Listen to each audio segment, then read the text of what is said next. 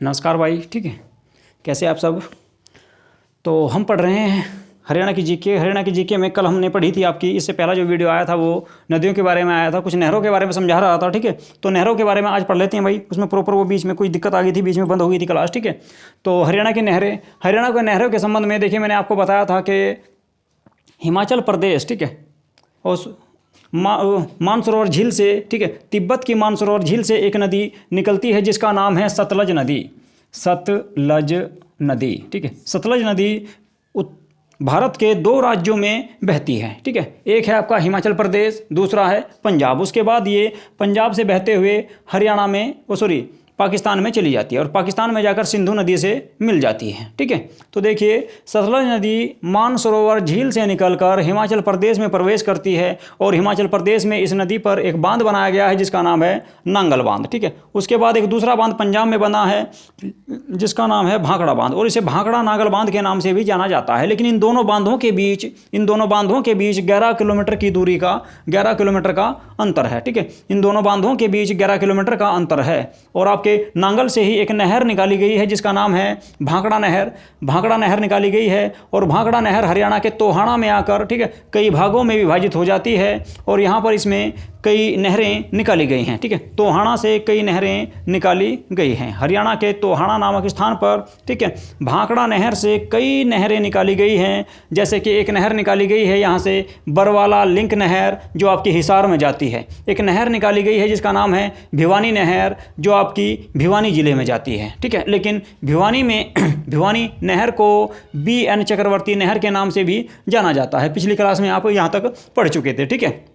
इसके बाद यहीं से आपकी एक जगह भिवानी नहर से 2 नहर निकलती है। एक का नाम है लुहारू नहर, एक निकलती है जूही नहर, ठीक है। और भिवानी नहर की जो टोटल लंबाई है सारी आपकी, वो है आपकी 220 किलोमीटर, ठीक है। इसके बाद तोहाना से ही, भाखड़ा नहर से ही एक नहर निकलती है पंडित जवाहरलाल नेहरू नहर, और यहीं से एक और नहर निकलती है जिसका नाम है नरवाणा नहर, नरवाणा नहर, ठीक है। और देखिए आपकी ये जो सारा क्षेत्र है, ठीक है, 6 लाख हेक्टेयर क्षेत्र में सिंचाई करती है ये नदियाँ। ये पूरे क्षेत्र में जो जाल बिछा हुआ है भाखड़ा नहर का, तोहाना के बाद, ठीक है, हरियाणा के 6 लाख हेक्टेयर क्षेत्र में सिंचाई करती है। इसके बाद देखिए आपको मैं बता दूं, एक याद आ रहा है मेरे आपका भाई, महेंद्रगढ़ में भयंकर अकाल पड़ा था कब? 1987 में, ठीक है, महेंद्रगढ़ में भयंकर अकाल पड़ा था। इसके बाद बात करते हैं और बांधों की, ठीक है, और नहरों की। तो और नहर आपके बारे में मैंने बताया था ओखला बांध, ओखला बांध किस नदी पर है भाई? ओखला बांध दिल्ली के पास यमुना नदी पर है। यमुना नदी पर ओखला बांध का निर्माण किया गया है और यहाँ से गुड़गांव नहर निकाली गई है, ठीक है। गुड़गांव नहर निकाली जो पलवल और गुरुग्राम व नूह के क्षेत्र में जो है ना पानी पहुँचाती है, ठीक है। ओखला बांध से एक नहर निकाली गई जिसका नाम है गुड़गांव नहर ओखला नामक बांध से निकाली गई जो हरियाणा के पलवल गुरुग्राम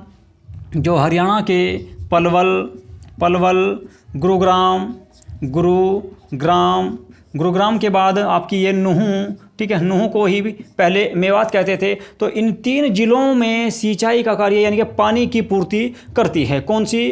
आपकी गुड़गांव नहर, ठीक है। गुड़गांव नहर जो ओखला बांध से निकाली गई है, ओखला बांध यमुना नदी पर स्थित है, ठीक है, इससे निकाली गई है जो आपके 3 जिलों में सिंचाई के लिए 3 जिलों में पानी की आपूर्ति करती है, पलवल, गुरुग्राम और नूह में, ठीक है, पलवल, गुरुग्राम और नूह में, ठीक है। इसके बाद बात करते हैं पश्चिमी यमुना नहर। पश्चिमी यमुना नहर के बारे में बात करेंगे भाई। पश्चिमी यमुना नहर हरियाणा की सबसे पुरानी नहर है, ठीक है, सबसे पुरानी नहर है और ये सबसे ज़्यादा क्षेत्र को भी कवर करती है, ठीक है। पश्चिमी यमुना नहर, तो हेडिंग लिखिए पश्चिमी यमुना नहर, ठीक है। पश्चिमी यमुना नहर कहाँ से निकलती है? यमुना नदी से निकलती है और ये हरियाणा की सबसे पुरानी नहर है। तो लिख सकते हैं आप हरियाणा की सबसे सबसे पुरानी, हरियाणा की सबसे पुरानी नहर कौन सी है? तो हरियाणा की सबसे पुरानी नहर होगी आपकी पश्चिमी यमुना नहर।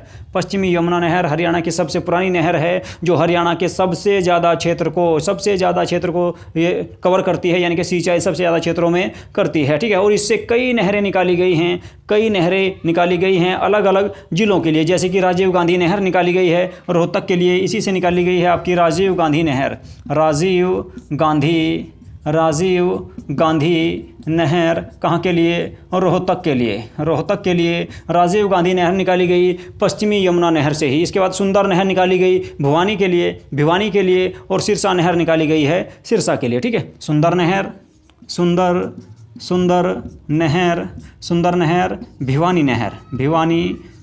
भिवानी नहर, ठीक है। सुंदर नहर और भिवानी नहर भी इसी से निकाली गई है, ठीक है।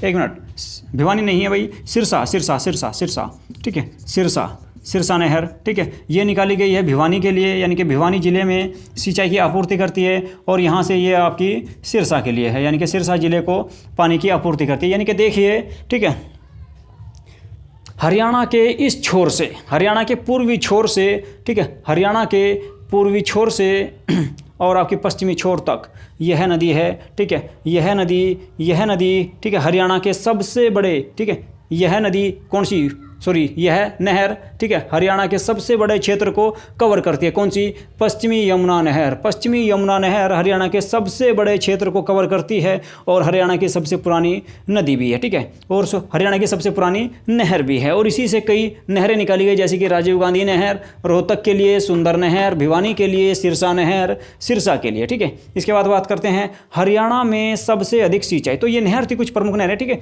इसके बाद बात करते हैं कि हरियाणा में सबसे ज़्यादा सिंचाई किससे होती है? तो हरियाणा में सबसे ज़्यादा सिंचाई होती है नलकूपों के द्वारा। हरियाणा में सबसे अधिक सिंचाई किसके द्वारा की जाती है? तो वो की जाती है भाई नलकूपों के द्वारा, यानी कि ट्यूबवेल के द्वारा, नलकूप के द्वारा होती है। हरियाणा में जितनी भी सिंचाई होती है उसका 51% क्षेत्र नलकूपों के द्वारा होता है भाई, नलकूपों के द्वारा सिंचाई की जाती है। हरियाणा की कुल सिंचाई का 51% क्षेत्र नलकूपों के द्वारा कवर किया जाता है, ठीक है। इसके बाद बात करेंगे कि हरियाणा में मिट्टी की लवणता, ठीक है, हरियाणा में मिट्टी की लवणता केंद्र की स्थापना कहाँ की गई और कब की गई, ठीक है। तो हरियाणा में मिट्टी की लवणता केंद्र की स्थापना हरियाणा में मिट्टी की लवणता केंद्र की स्थापना 1969 में करनाल में की गई थी। 1969 में कहाँ पर की गई? करनाल में की गई 1969 में, ठीक है। हरियाणा में सबसे अधिक सिंचाई की जाती है नलकूपों के द्वारा, कितनी? 51%। हरियाणा में मिट्टी की लवणता केंद्र, यानी कि मिट्टी की लवणता को नापने के लिए जो केंद्र स्थापित किया गया, वो किया गया कहाँ पर? 1969 में किया गया था, करनाल में, ठीक है। इसके बाद हरियाणा में नहरों से सिंचाई का कितना प्रतिशत भाग कवर किया जाता है? सिंचाई के द्वारा कितना किया जाता है, यानी कि नहरें हरियाणा के कितने क्षेत्रफल में सिंचाई करती है? नलकूप तो करते हैं भाई 51%, ठीक है, जबकि नहरों के द्वारा होता है हरियाणा में नहरों से सिंचाई। हरियाणा में नहरों से सिंचाई तो कितने प्रतिशत होगी? ये होगी आपकी जी, मैं बता दूं आपको 48.5%, ठीक है, 48.5%, ठीक है, 5% क्षेत्र, ठीक है, नहरों के द्वारा सिंचाई का कवर किया जाता है। यानी कि हरियाणा में जो सिंचाई के जो साधन हैं आपके, ये मान लो कि नलकूप और नहरें हैं, ठीक है, जबकि आधा प्रतिशत अन्य स्रोत आते हैं, भाई, ठीक है, आधा प्रतिशत अन्य स्रोत आते हैं। एक मिनट, ठीक है,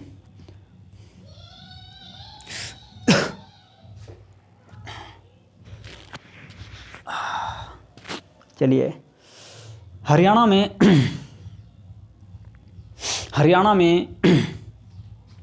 सबसे अधिक जो सिंचाई की जाती है या सिंचाई के सबसे अधिक जो साधन हैं वे क्या हैं? नलकूप हैं। कितने प्रतिशत? 51%। दूसरे नंबर पे आता है आपका नहरें। नहरों के द्वारा सिंचाई की जाती है कितने प्रतिशत? 48.5%। 48.5%, ठीक है, हरियाणा में नहरों के द्वारा सिंचाई की जाती है। इसके बाद बात कर लें, मिट्टी की लवणता नापने के लिए केंद्र की स्थापना की गई हरियाणा में 1969 ईस्वी में। कहाँ पर? करनाल में। करनाल में की गई। इसके बाद गेहूं शोध संस्थान। गेहूं शोध संस्थान कहाँ पर है हरियाणा में? उसके बारे में थोड़ी सी बात कर लेते हैं भाई। यहाँ पे लिख देता हूँ, हरियाणा में गेहूं का शोध संस्थान, ठीक है। तो लिखो हरियाणा में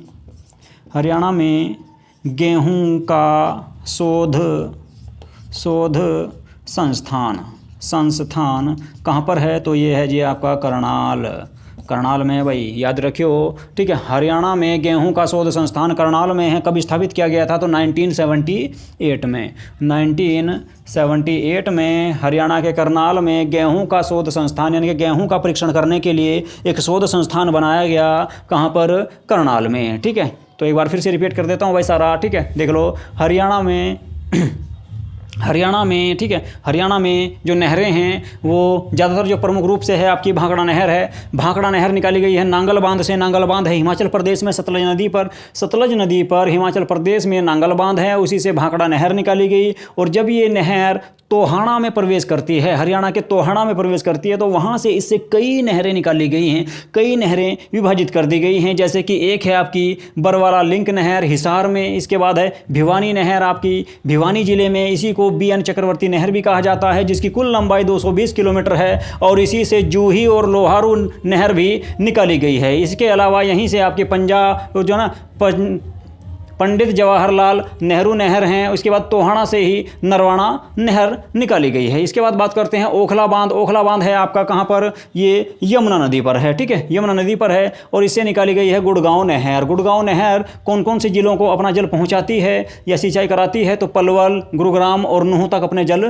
फैलाती है, यानी कि 3 जिलों के क्षेत्र को कवर करती है। इसके बाद बात करें हरियाणा की सबसे पुरानी नहर, वो है आपकी पश्चिमी यमुना नहर। हरियाणा की सबसे पुरानी नहर है, ठीक है, और हरियाणा के सबसे बड़े क्षेत्र को कवर करती है, ठीक है। इसी से आपकी 3 प्रमुख नहरें निकाली गई हैं। एक का नाम है राजीव गांधी नहर जो रोहतक जिले के लिए है, सुंदर नहर भिवानी जिले के लिए है, सिरसा नहर सिरसा जिले के लिए है। इसके बाद हरियाणा में सबसे अधिक सिंचाई जो की जाती है वो की जाती है नलकूपों के द्वारा। कितने प्रतिशत? 51%। जबकि हरियाणा में मिट्टी की लवणता को नापने के लिए केंद्र स्थापित किया गया है करनाल में, ठीक है, 1969 ईस्वी में। इसके बाद हरियाणा में नहरों से सिंचाई जो की जाती है वो 48.5% की जाती है, ठीक है। इसके बाद हरियाणा में गेहूं का शोध संस्थान बनाया गया है करनाल में 1978 में, ठीक है। तो ये थी आपकी हरियाणा की नहरें, ठीक है। इससे पहले हरियाणा की नदियाँ पढ़ा दी थी, उसमें कुछ मैंने नहरों के बारे में जिक्र किया था, लेकिन वो क्लास बीच में ही बंद हो जाने के कारण छोटा सा वीडियो आया है आपका हरियाणा की नहरों के बारे में, ठीक है। ये हरियाणा की नहरें हैं। इसके बाद हरियाणा की कृषि पढ़ेंगे भाई। अगला वीडियो जो होगा आपका